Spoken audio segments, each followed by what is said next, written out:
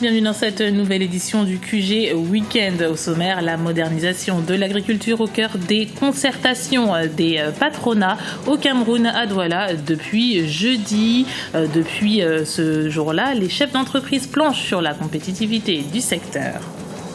Pour lutter contre la malnutrition au Burkina Faso, un entrepreneur se lance dans la commercialisation de chenilles pré-cuites. Des sachets de 500 grammes à 1 kg sont déjà commercialisés dans une quinzaine de boutiques de la capitale. Et puis, découverte du premier album solo du rappeur gabonais Crash Le Grave en fin d'édition. Lui qui a connu le succès dans les années 90 avec son groupe New School, il vient de sortir un nouvel album intitulé Cocktail Molotov. Mais avant de développer ces titres, la présidence camerounaise l'a annoncé ce samedi. 27 otages camerounais et chinois ont été libérés. Parmi eux figure la femme du vice-président camerounais Amadou Ali. Elle avait été enlevée à Kolofata au mois de juillet par le groupe terroriste Boko Haram, près de la frontière nigériane. Les ouvriers chinois, eux, avaient été kidnappés au mois de mai dans la région de Waza, au nord du Cameroun, près de la forêt de Sambisa, connue pour être l'un des QG du mouvement. Le Cameroun, où les organisations patronales d'Afrique centrale et de l'Ouest sont en pleine concertation à Douala depuis jeudi. Thème central de leur réflexion, la contribution du patronat à l'émergence de l'Afrique. Pour ces chefs d'entreprise, l'enjeu est de créer une synergie entre tous les acteurs du développement. Les explications de notre correspondant au Cameroun, Narcisse Doumbé. Contribuer de manière significative à l'émergence du continent, tel est l'objectif principal des organisations patronales d'Afrique centrale, UNIPAS, et de l'Ouest, FOPAO.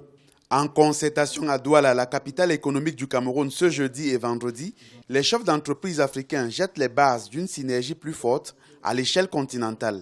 Au centre des débats, la modernisation de l'agriculture, identifiée comme un important levier de développement, mais aussi la mutualisation des ressources pour conquérir des parts de marché qui jusque-là leur échappent, au profit des Occidentaux et des Asiatiques. Il s'agit notamment des grands chantiers de travaux publics, domaine dans lequel la Chine, par exemple, est présente sur 500 projets, soit 40% d'un secteur estimé à 20 milliards d'euros en 2009. Que ce soit les aéroports, les ponts, les barrages hydroélectriques, la plupart de ces grands chantiers sont réalisés par des entreprises qui ne sont pas africaines. Nous pensons qu'il est temps que les entreprises africaines puissent se mettre ensemble pour améliorer leur position sur ce type de chantier à travers un échange de savoir-faire, à travers une amélioration de leur capacité de financement et à travers une vision de taille qui soit continentale. Du côté des participants, les attentes sont nombreuses. Chacun espère apporter du sang neuf à son organisation patronale à l'issue de ces 2 jours d'échange. Notre pays est classé parmi les moins avancés au niveau de l'Afrique et nous avons besoin de l'expérience des uns des autres. Nous avons aussi besoin de l'apport et du partenariat des autres patronats pour que nous puissions essayer de nous relever. Une concertation comme celle à laquelle je viens d'assister nous permet à la fois de recueillir ou d'avoir beaucoup plus d'expérience, ce que font les autres, les bonnes pratiques, et de pouvoir les retraduire chez moi au Gabon. 19 organisations patronales sont membres de l'UNIPAS et de la FOPAO. Selon les experts, leur poids économique varie entre 60 et 90% du PIB marchand de leurs pays respectifs. Alors visiblement, nous rencontrons un léger souci technique. Nous reviendrons sur ce sujet dans une édition ultérieure. Toumou Délice, c'est le nom du produit récemment commercialisé par une petite entreprise burkinabé destinée à réduire les problèmes de malnutrition. Ingrédient principal, la chenille pré-cuite, un insecte riche en nutriments, comme nous l'explique notre correspondant Wendiam Valentin Comparé. La malnutrition au Burkina Faso est une préoccupation de santé publique selon les autorités. En effet, environ 35% des décès d'enfants de moins de 5 ans sont attribuables à la sous-alimentation. Pour pallier cette situation, Faso Pro, une start-up burkinabé vient de mettre sur le marché Toumou Délice des chenilles pré-cuites. Son initiateur, Yen Kaituo, un jeune entrepreneur qui se fixe pour objectif de lutter contre la malnutrition chronique dans le pays. C'est à partir de mes études de biochimie que je me suis rendu compte du potentiel potentiel nutritionnel de la chenille. C'est par exemple l'un des aliments locaux les plus protéinés, avec entre 60 et 63% de protéines. Alors en plus de ça, il y a beaucoup de micronutriments que la chenille renferme, comme par exemple les acides gras essentiels, les oméga 3. Sont très importants pour l'alimentation humaine.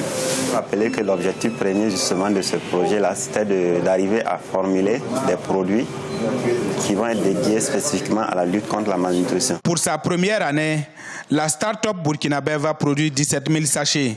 Ce sont environ 400 femmes qui ont collecté 13 tonnes de matières premières dans les environs de Bobo-Dioulasso. Des réserves qui permettront à l'entreprise d'assurer le maintien de sa production à moyen terme, la chenille n'étant disponible qu'en saison pluvieuse. Et pour ceux qui en goûtent, le retour est favorable. La première fois que j'ai goûté aux chenilles, je les ai trouvées succulentes. Je les ai achetées, je trouve cela d'autant plus important. Sinon, auparavant, je ne touchais pas à la chenille, mais maintenant, je trouve ça plutôt bien. Je trouve ça bien.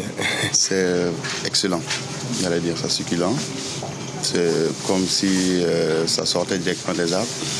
Et c'est très frais et puis bon, voilà. Assez de protéines, c'est très bon. En 2015, la start-up va lancer de nouveaux produits comme la poudre améliorée ou encore les bouillons enrichis à base de chenille. En avril 2012, Yen Kaito a reçu le premier prix du meilleur projet à impact social aux États-Unis. Le coût global de ce projet est d'environ 33 millions de francs CFA. Journée internationale de la fille, ce samedi 11 octobre, célébrée depuis 2011. Cette journée milite pour les droits des jeunes filles en matière, par exemple, d'éducation. La journée est également l'occasion de pointer les disparités tant dans le milieu scolaire que dans le milieu professionnel où la parité est rarement respectée. Le point avec Ibra Radinjai. Célébration ce samedi 11 octobre de la Journée internationale de la jeune fille. Décrétée depuis le 19 décembre 2011 par l'Assemblée générale des Nations unies, dans sa résolution 66-170, cette journée a plusieurs objectifs. Parmi eux, la reconnaissance des droits des filles et les obstacles particuliers auxquels elles se heurtent.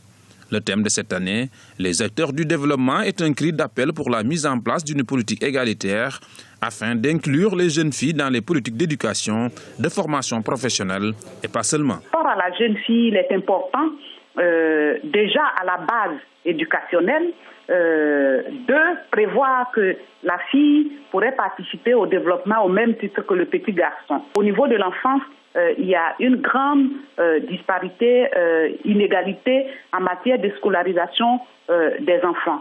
C'est-à-dire on scolarise plus le petit garçon par rapport à la petite fille qu'on préfère garder pour les tâches ménagères. Une mission qui bute sur plusieurs obstacles qui ont pour nom la non-parité entre hommes et femmes dans le milieu professionnel, des programmes de sensibilisation sur les normes sociales relatives à la violence, au mariage précoce, au rôle assigné aux hommes et aux femmes dans les familles, devront permettre de jeter les bases d'une société idéale où l'homme et la femme auraient les mêmes traitements. Nous aspirons aujourd'hui à la parité homme-femme et donc nous devons commencer d'abord à la base à faire de telle sorte que la jeune fille puisse être au même niveau que le jeune garçon, ensuite en matière d'emploi, à formation égale, à compétence égale, salaire égal. Et donc il y a beaucoup de disparités hommes-femmes qui commencent à la base, à la petite enfance, ensuite à la jeune fille et ensuite à la femme que nous sommes. La réalisation du droit des filles à l'éducation est en premier lieu une obligation et un impératif moral pour permettre aux jeunes filles de jouer pleinement leur rôle dans le développement socio-économique. Plusieurs actes doivent être posés. La scolarité obligatoire pour tous les enfants ou encore la mise en place de solutions adéquates permettant de prendre en charge la grossesse de certaines jeunes filles en milieu scolaire sont des politiques souhaitées par de nombreux spécialistes et acteurs politiques. On termine ce journal en musique avec un rappeur gabonais qui entame sa carrière solo, Crash le Gravka, qui a débuté sa carrière au sein du groupe New School. Il vient de mettre son deuxième opus sur le marché, un album de 15 titres avec un titre explosif, Cocktail Molotov. Reportage de notre correspondant au Gabon, Douglas Tutum. Respire le froid. Le rappeur gabonais Crash Le Gravka a débuté sa carrière très jeune au début des années 90. Avec ses compagnons du groupe New School, Miss Mapin, Lou Origi et le vétéran Johnny B. Good, Crash va très vite se distinguer par la qualité de son écriture. Le déclic arrive en 1998 avec le projet Bantou Mixte, première compilation rap gabonais. Après cette première aventure, Crash et son groupe signent dans le projet Promédia de Didier Ping qui le fait connaître en France avec le titre Si j'avais de la monnaie.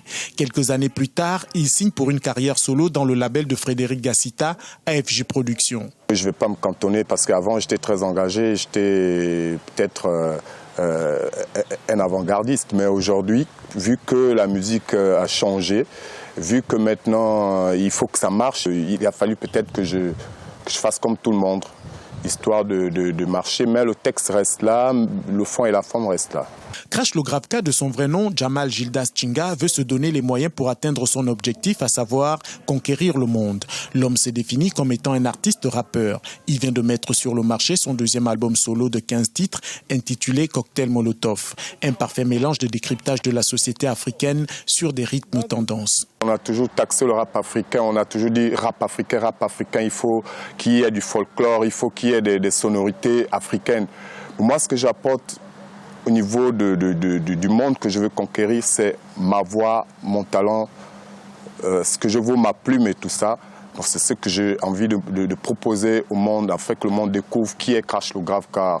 Crash est actuellement en tournée promotionnelle de son dernier album. La trentaine révolue, il est le premier artiste gabonais à faire une tournée mondiale, bien que soutenu par son label AFG Productions.